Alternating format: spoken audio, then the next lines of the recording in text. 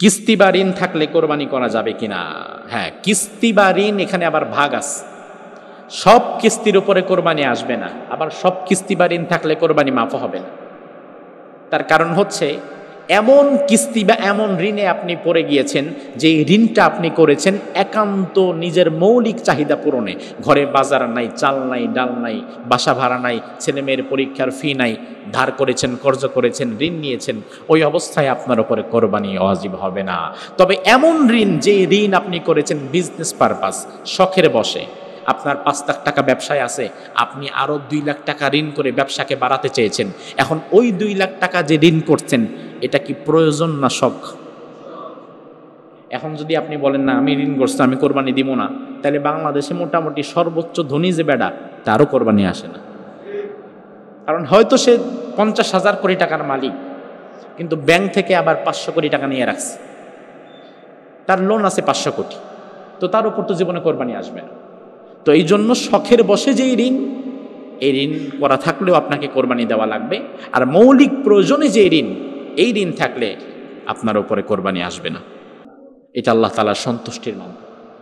এবং নামাজের আগে তো মিসওয়াক করা অবশ্যই উত্তম কাজ। এখন বিষয় হচ্ছে, এই যে আমি মিসওয়াক শুরু করছি, অজুখানায় বসার সিট আছে 10টা, কিন্তু মুসল্লি ওজুর জন্য লাইনে দাঁড়িয়ে আছে 40 জন, 30 জন, 20 জন। এখন আমি যদি মিসওয়াকে বেশি সময় নিয়ে নেই, তাহলে আমার পেছনে যে একটা ভাই দীর্ঘ সময় ধরে দাঁড়িয়ে আছে, আমি মিসওয়াক করে নামাজে ধরতে ধরতে আমার ওই ভাই হয়তো তাকবীরুল্লাহ মিস করে ফেলবে, সে হয়তো একটা রাকাতও মিস করে ফেলবে। তো এটা তো কষ্টকর। এই জন্য মিসওয়াক যারা করবেন, তারা প্রয়োজনে ওজুর ওখানে জায়গা দখল না করে দাঁড়িয়ে মিসওয়াক করে এরপরে আপনি ওজু শুরু করলেন, অথবা মিসওয়াকটা একটু আগে করে ফেললেন, অথবা সময়টা সংক্ষেপ করে ফেললেন, আপনি 5-10 সেকেন্ডের মধ্যে সেরে ফেললেন। এখন আপনি যদি লম্বা সময় নিয়ে নেন, তাহলে অবশ্যই পেছনে দাঁড়িয়ে থাকা ব্যক্তির সমস্যা হয়, যেটা অনুচিত।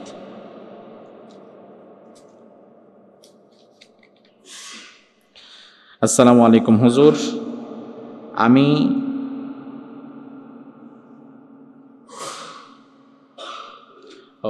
আমি জানতে চাই, আমার কিছু স্বর্ণ বন্ধক রাখা আছে, আমি কি কোরবানি দিতে পারবো? স্বর্ণ আপনার বন্ধক রাখা আছে, মালিকানা তো আপনার। এখন দেখতে হবে কি পরিমাণ স্বর্ণের তো নিসাব আছে, কি পরিমাণ রেখেছেন। পরিমাণ যদি কোরবানির পরিমাণ হয়ে যায় এবং কোরবানি দেওয়ার টাকা আপনার কাছে থাকে, তাহলে আপনাকে কোরবানি দিতে হবে। আর কোরবানির নিসাব পরিমাণ যদি স্বর্ণ না থাকে, তাহলে আপনাকে দেয়া লাগবে না।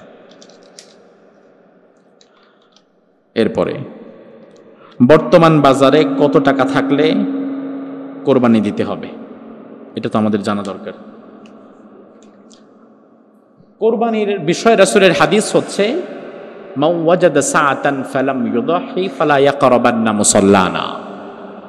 তোমাদের কারো যদি কোরবানি দেওয়ার সামর্থ্য থাকে, থাকার পরেও যদি কোরবানি না দেয়, তাহলে সে যেন ঈদগাহের নামাজে আমাদের সাথে জয়েন না করে। এটা রাসূলের হাদিস। এখন কোরবানি সামর্থ্য থাকলে দিতে হবে, আর নয়তো রাসূল বলেছেন ঈদগাহে আসা যাবে না, এটা রাসূলের হাদিস।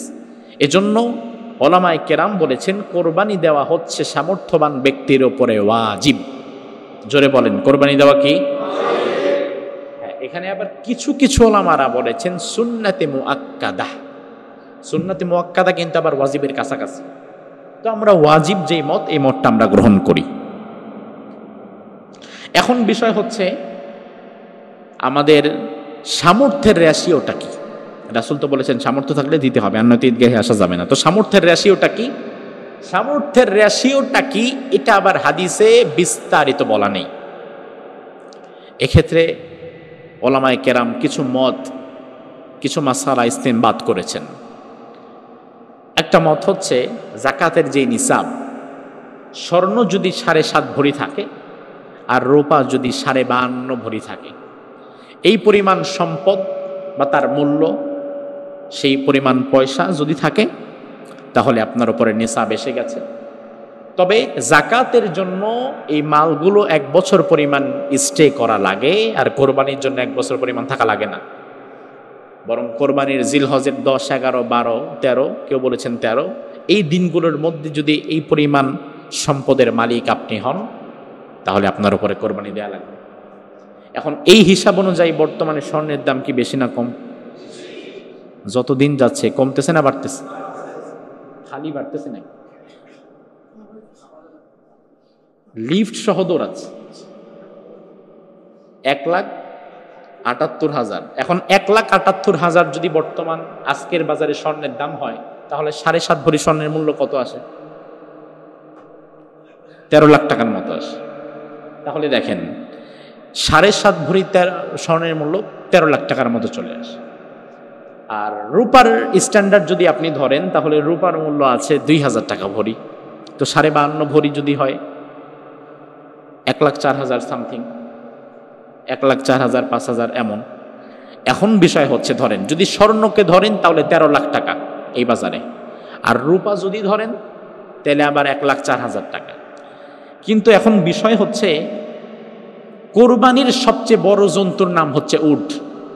কোরবানি দেওয়ার সবচেয়ে বড় জন্তুটা উট, আর সবচেয়ে ছোট জন্তুটা, কথা বলেন। এখন একটা ছাগল, ভেড়া, বকরি কিনতে কি 13 লাখ টাকা লাগে? 1 লাখ লাগে? আপনার কাছে 13 লাখও নাই, 1 লাখও নাই, কিন্তু 50, 60, 70 হাজার টাকা আছে। তো আপনি চাইলে কিন্তু আল্লাহর সন্তুষ্টির জন্য আপনার সামর্থ্যের আলোকে 8-10 হাজার টাকার ভেতরেও একটা ছাগল দিয়ে কোরবানি দিতে পারেন, পারেন না?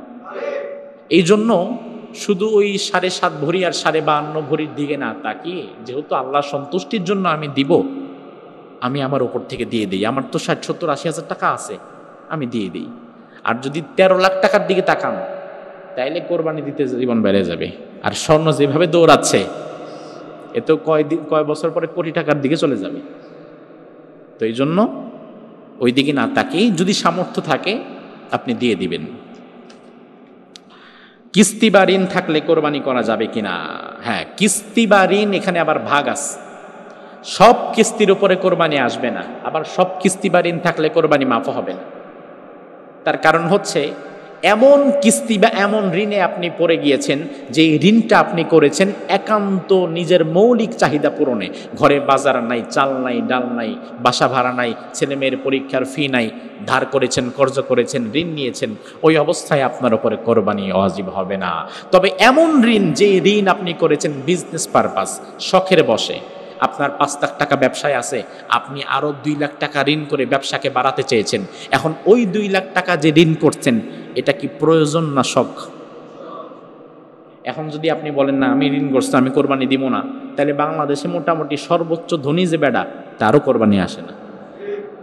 কারণ হয়তো সে 50,000 কোটি টাকার মালিক, কিন্তু ব্যাংক থেকে আবার 500 কোটি টাকা নিয়ে রাখছে, তার লোন আছে 500 কোটি, তো তার উপর তো জীবনে কোরবানি আসবে না। তো এই জন্য শখের বসে যেই ঋণ, এই ঋণ করা থাকলেও আপনাকে কোরবানি দেওয়া লাগবে। আর মৌলিক প্রয়োজনে যে ঋণ, এই ঋণ থাকলে আপনার উপরে কোরবানি আসবে না।